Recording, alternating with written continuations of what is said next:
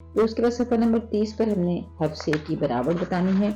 तो वो हमने पहले हवा में लिखवाना है, रेत पे लिखवाना है, क्ले या जो आपकी वो प्ले डो होती है उसकी मदद से आपने हर्फ से लिखवाना भी है।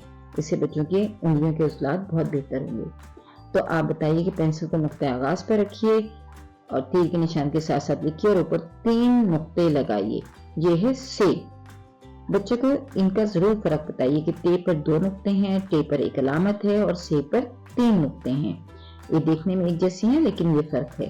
तो बच्चों पर इनका फर्क वाज़ेह करें और फिर बताइए कि पेंसिल को नुक्ते आगाज़ पर रखें, तीर के साथ साथ लिखें और ऊपर 3 नुक्ते लगाएं।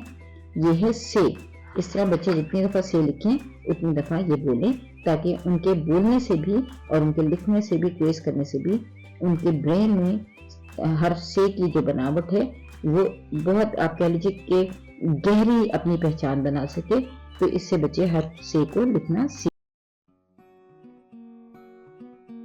बच्चों को हर्फ से दुरुस्त अंदाज से लिखना नज्म से लाइन पर लेटा हुआ, इसके ऊपर 3 नुक्ते गाकर सिखाएं।